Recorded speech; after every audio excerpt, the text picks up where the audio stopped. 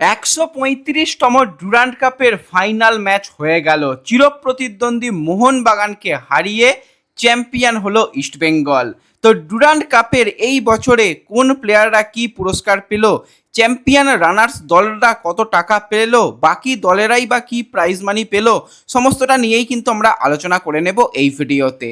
তাই ভিডিও শুরু করার আগে একটাই রিকোয়েস্ট, চ্যানেলে যারা প্রথমবারের জন্য এসেছো মনে করে চ্যানেলটাকে সাবস্ক্রাইব আর ফলো করে নিও, তাহলে সমস্ত লেটেস্ট আপডেট তোমরা এখানে পেয়ে যাবে।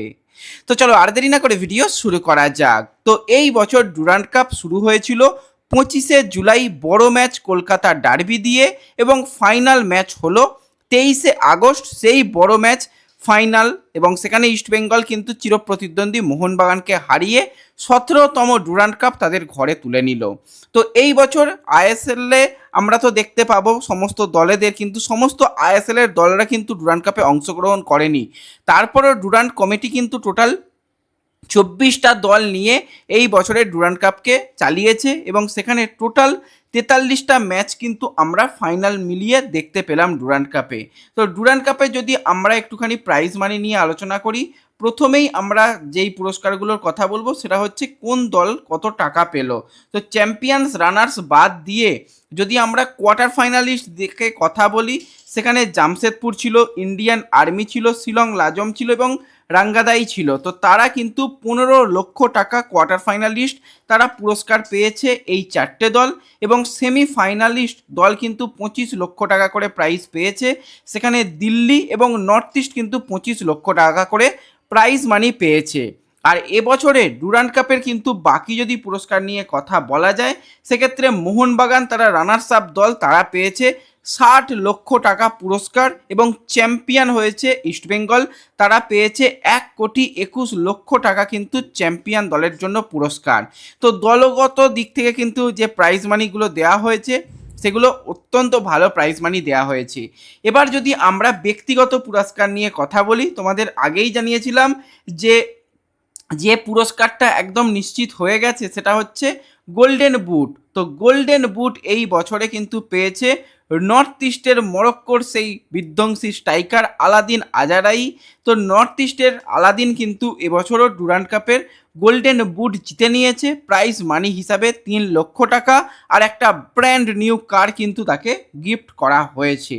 এছাড়া যদি আমরা বাকি পুরস্কার নিয়ে কথা বলি, সেখানে গোল্ডেন গ্লাভস সেটা কে পাবে সেটাও তো প্রায় নিশ্চিত হয়ে গিয়েছিল, তোমাদের আগেই জানিয়েছিলাম।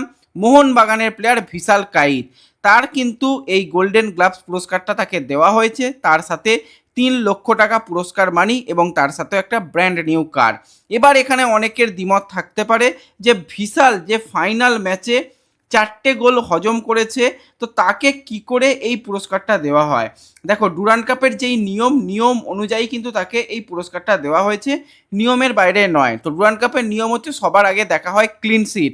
তো ভিশালের 3টে ক্লিন শিট ছিল, সেই কারণে কিন্তু ভিশালকে এই পুরস্কার দেওয়া হয়েছে। তা নাহলে ফাইনাল ম্যাচে যেরকম তার পারফরমেন্স ছিল, কোনো ভাবেই কিন্তু তাকে এই পুরস্কারটা দেওয়ার কথা নয়, কিন্তু তার ক্লিন শিটের বিচারে কিন্তু ভিশালকে এই পুরস্কারটা দেওয়া হয়েছে। তো ভিশাল কিন্তু রানার্স আপ দলের হয়েও কিন্তু এই ব্যক্তিগত পুরস্কারটা জিতে নিয়েছে। এছাড়া যদি আমরা লিগের সেরা প্লেয়ার, ডুরান্ড কাপের সেরা প্লেয়ার নিয়ে কথা বলি, ডেফিনেটলি সেটা এডমুন্ড, সেটা নো ডাউট বলতেই হয়। এডমুন্ডের শুধু যে পারফরমেন্স ফাইনাল ম্যাচে একাই কিন্তু সেখানে পুরো শেষ করে দিয়েছিল অপোনেন্টকে। তো সেক্ষেত্রে গোল্ডেন বল এই পুরস্কারটা কিন্তু তুলে দেওয়া হয়েছে এডমুন্ডকে, এবং তার প্রাইজ মানি হিসাবে 3 লক্ষ টাকা তাকে পুরস্কার দেওয়া হয়েছে, এবং তার সাথে ব্র্যান্ড নিউ কার দেওয়া হয়েছে। তো এই যে ব্যক্তিগত পুরস্কার যেটা পেয়েছে সেটাও কিন্তু এডমন্ডের জন্য একটা বিরাট পুরস্কার, এবং ফাইনাল ম্যাচের ম্যান অফ দ্য ম্যাচও কিন্তু সেই এডমন্ড ছিল, তার জন্য যে প্রাইজ মানিটা সেই প্রাইজ মানিও কিন্তু এডমন্ডকে দেওয়া হয়েছে। তো পুরস্কারগুলো কিন্তু সেক্ষেত্রে ভালোই হয়েছে। এবার অনেকেরই ওই যেটা বললাম যে অনেকেরই মনে হবে যে এই যে পুরস্কারটা গোল্ডেন গ্লাভস সেটা ভিশালকে না দিয়ে অন্য কোনো গোলকিপারকে দিলে ভালোই হতো। তো ভিশালের ক্লিন শিটের কারণেই কিন্তু ভিশালকে এই পুরস্কার দেওয়া হয়েছে। এছাড়া ইস্ট বেঙ্গল চ্যাম্পিয়ন দল, তো চ্যাম্পিয়ন দলকে কিন্তু তিনটে ট্রফি দেওয়া হয়, কিন্তু ইস্ট বেঙ্গলকে কালকে দুটো ট্রফি দেওয়া হয়েছে। তো ডুরান্ড কমিটির যে ডুরান্ড কাপ, সেই ডুরান্ড কাপ কিন্তু ইস্ট বেঙ্গলকে তুলে দেওয়া হয়েছে। এছাড়া যে সিমলা ট্রফি, সেই সিমলা ট্রফিও কিন্তু ইস্ট বেঙ্গলকে দেওয়া হয়েছে। এবং আরও একটা যে ট্রফি প্রেসিডেন্ট কাপ, সেটা কিন্তু ইস্ট বেঙ্গলকে দেওয়া হয়নি।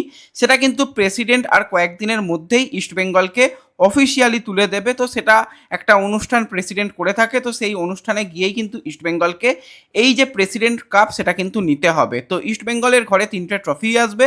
প্রেসিডেন্ট কাপটা কিন্তু ইস্ট বেঙ্গলকে খুব সম্ভবত 3 তারিখ অথবা 7 তারিখের মধ্যেই দেওয়ার কথা রয়েছে। তো অফিসিয়াল ডেট জানা গেলে তোমাদের অবশ্যই জানিয়ে দেব। তো ইস্ট বেঙ্গল তিনটে ট্রফি জিতলো, তার সাথে এডমুন ব্যক্তিগত পুরস্কার জিতলো, আলাদিন সেও কিন্তু ব্যক্তিগত পুরস্কার এবং ভিশালও ব্যক্তিগত পুরস্কার জিতলো, বাদবাকি দলেরাও প্রাইজ মানি পেল। তো খুবই ভালো এই বছর ডুরান্ড কাপ হয়েছে। আশা করছি পরের বছর ডুরান্ড 24 দল নয়, সেই দলের সংখ্যা আরও বাড়বে। আইএসএলের সমস্ত দলেরা ডুরান্ড কাপে অংশগ্রহণ করবে, ইন্ডিয়ান ফুটবল লিগের সমস্ত ক্লাবেরা অংশগ্রহণ করবে এবং পরের বছর আশা করছি আরও বড় করে ডুরান্ড কাপ অনুষ্ঠিত হবে। তো ডুরান্ড কাপের এবছরের টুর্নামেন্ট তোমাদের কীরকম লেগেছে কমেন্টে জানিও। ভিডিও ভালো লাগলে সকল বন্ধুদের সঙ্গে শেয়ার করে দিও, তারাও এই আপডেটটা পেয়ে যাবে যে কোন দল কত টাকা করে বা কোন প্লেয়াররা কত টাকা কী কী পুরস্কার পেলো, সবাই জানতে পেরে যাবে। প্লিজ একটু শেয়ার করে দিও। তো দেখা হবে পরবর্তী ভিডিওতে। ধন্যবাদ।